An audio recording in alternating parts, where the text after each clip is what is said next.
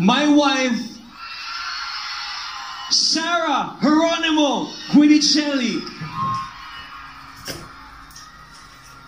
Magandang gabi po! Maayong gabi sa inyong tanan! Sultan Kudarat! Hello po! First time ko po dito.